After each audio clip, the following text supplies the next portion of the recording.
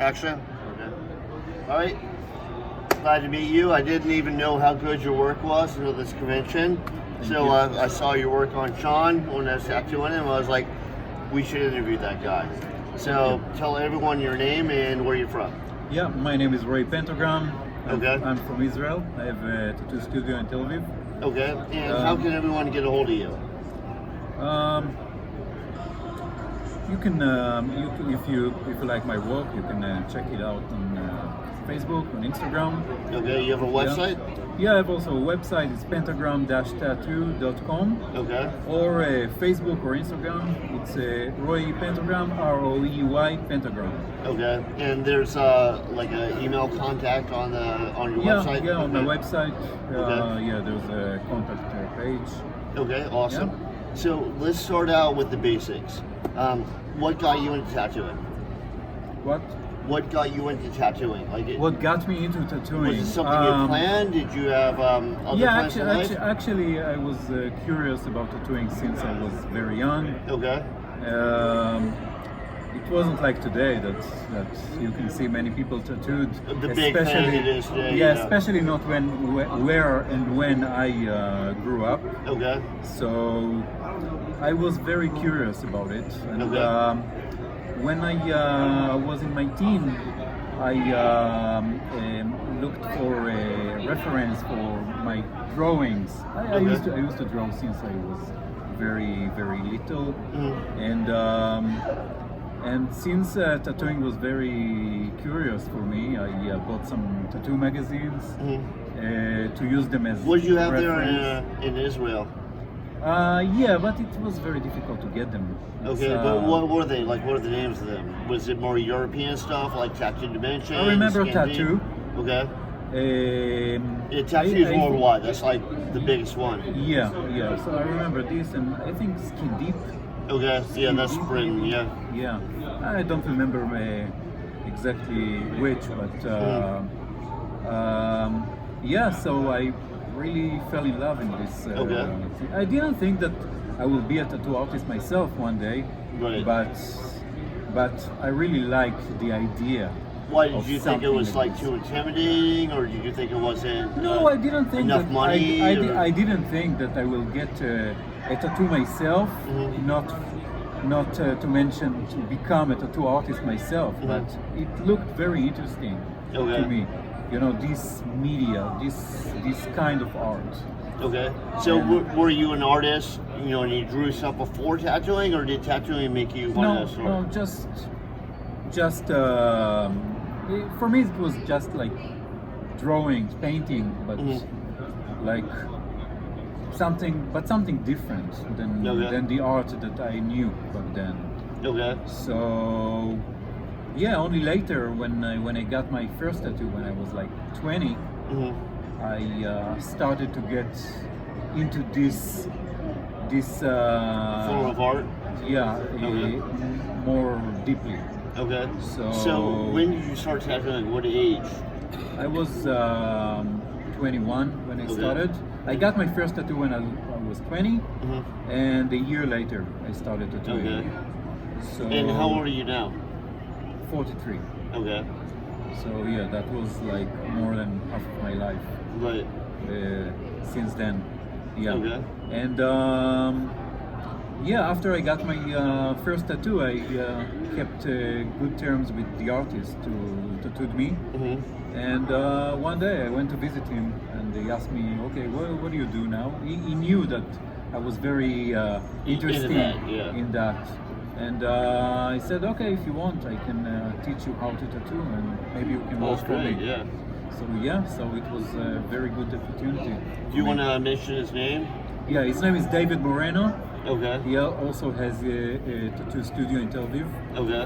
And yeah, we're still good friends. Okay. He's a really nice guy. Does he like the way that you've turned out with all your work and everything? Yeah. Okay. Yeah. And yeah, he taught me how to tattoo, and we worked together for a few years. Okay. And yeah, until I opened my own I don't place. know how it is there in Israel, but you know, here a lot of people started doing a lot of flash, and then they slowly developed their style. Did you kind of do that? The same. Yeah, Okay. We started with Flash, and then I started to do more freehand, and then after internet became more popular, then Right. we have more variety People can of see your work. options. Yeah. Same here. Yeah. No, I'm talking about the designs and everything. So Flash is like for the old days, Right. but now we can do the quality and, Okay. and the level of the design is much higher. So Okay. so Do a lot of people, they just come to you for what you have, or they come not knowing who you are?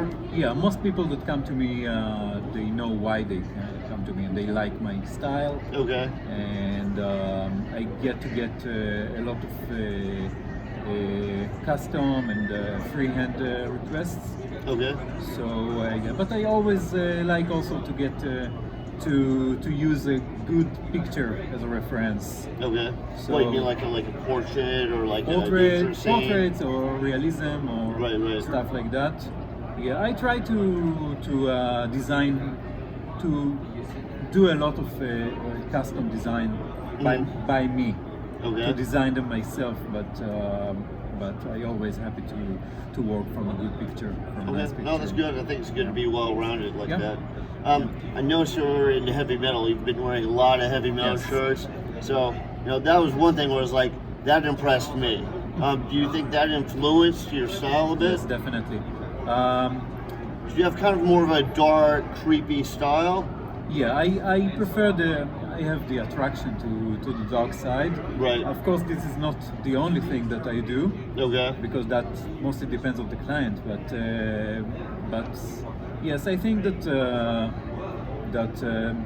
metalheads and people that attracted to horror and creepy stuff, they usually like tattoos more than others. Right. So that's a win-win for Okay. us. Yeah. Oh, awesome. Yeah. So, what bands would you say are your favorites? Like Iron Maiden, definitely. Iron Maiden? Yeah, but I also like many other bands like Black Sabbath, Judas Okay. Priest, more heavier stuff. I listen also to black and death music. But, Okay, awesome. But yeah, heavy and thrash metal. What my death metal favorite. bands do you like? I like Dayside, Morbid Angel. Okay. Yeah, from the black. Do you like metal Voltor? bands. Voltor is one of my favorites. Oh yeah. Yeah. And Unleashed. Unleashed is one of my favorites as well. It's very good. So, do you mostly do black and gray? Yes, I stopped doing colors almost completely, maybe 10 years ago. Okay. So I would say that 99% of the works that I do is black and gray. Mhm. Once in a while I get requests for something in colors, but I try to do it like let's say 90% of the work would be black and gray, Yeah, and kind then of I like put the some Buena Vista Social Club thing where you do like of hints of colors, color. but Yeah. it wouldn't be like a color piece. Right. It will be like hint of colors. Sometimes Okay. I have to do cover-ups of old color tattoos, so I have to use some color.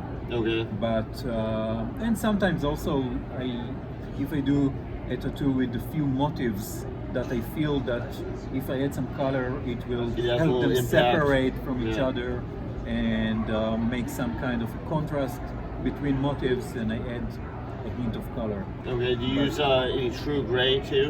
Like I use that a lot in cover-ups. If it needs to be black and gray, Yeah, I'll use true gray. Yeah, I usually use just gray wash, but if I need, I do more opaque gray. Okay. I'm- Do you have a favorite brand that you like, black, that you feel waters down nicely? These days I use Intense, Okay. Intense True Black. I Okay. really like them. I also tried Silverback Right. and Okay. Radiant.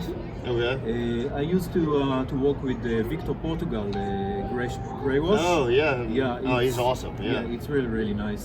Really nice. I really Okay. like it. Yeah, but Intense True Black is the I like to mix. One of your favorites? I like to mix my gray wash myself. So Okay.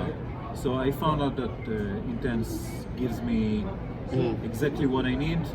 Also, when I do stuff that I needed to stay clean, like lines and and I think that intense is. It works the best for you.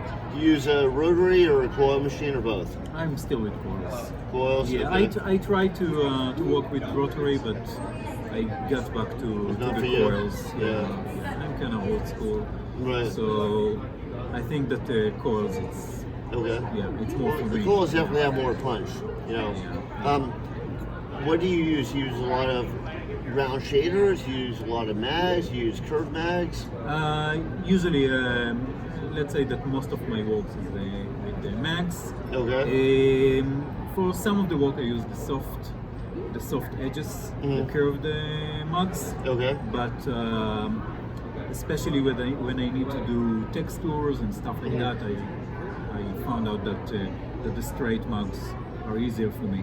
Okay. Yeah, I also use the round, but usually for line works and for small details. Okay. Less for packing colors and Right. Okay. stuff like that. Yeah. Okay. Good. So I noted you go mostly one session. Do you more than one session? Do you layer it? Depends on what I do. Okay. Sometimes I have to separate it if it's too big to right. do it. To do Well, I it notice a one. lot of people, like even if it's fairly small, they do two sessions because they feel like they can't really get a look for how dark it is and how it heals Yeah, up. sometimes I give a second pass Okay. with some of my works, but I think that it's easier for me, especially when I do freehand work, to work in one session, one long session, or Okay. two days in a row, Okay. because I need to stay in the state of mind of what I do, because if a few weeks pass, I might find myself You lose your doing. concentration. Yeah, and then it might look like two pieces Right. inside one piece. Well, I noticed one thing you do is you put hard, sharp outlines on stuff. You know, so it's not like a lot of people, since they don't know how dark it heals up, they kind of need to see it for the second session because it might be too light. Whereas Yes. you have like this hard, dark outlines, so even if some of it heals light, it still pops out. Yeah, so I found out that after a few years, the good old realism doesn't stay so good. Yeah, yeah. So Especially color realism. Yes. Yeah. So a few years ago, I understood that I prefer to, even if it takes out a little bit of the realism of the Okay. work, but I would prefer it to stand out after 10 years, 15 years. Right. And with strong lines, Right. it's That helps just it. Yeah. it just stays better. Well, they have like originally I wanted to do comic books, and they have kind of a comic book thing that I use in doing black and gray, which is use thicker lines for stuff that's right next to you, and when Yes. it gets further away, you use thinner So lines. yeah, of course that depends of play the of the work. focus a little bit, But yeah. especially if I do a few motifs Okay. inside a piece, then I like to separate them with Okay. lines, and then sometimes I play with the thickness Right. of the line. So some of the motifs will get thicker, and some of them will get thinner lines, and some of them I won't do lines at all. Right. Especially stuff that are in the background, the motifs that are less Yeah, 'cause you focused. put lines everywhere. It's like, where's Waldo? It's like, Yeah, you can't make out. I like to refer them as like actors in a show. Okay. Like the main actor will get the thicker, the stronger lines. Right. That's a and good then way you to think get- of it. Yeah. Yeah, and then you get the actors are less important in the background. Right. So they Okay. will get thinner lines or no lines at all. So they add a little bit to the story, but Yes. they aren't the main story. And then the eye understands Right. what it sees. What to focus on and so on. Okay. Well, this is getting a little bit long, so you know we'll finish it up. Tell everyone how to get a hold of you. Yeah. So the best way to get me is Facebook or Instagram. I try to check it all the time. So it's Roey Pentagram, ROEY Pentagram, PENTAGRAM. Okay. Thank you very much for doing this Thank interview. you very much.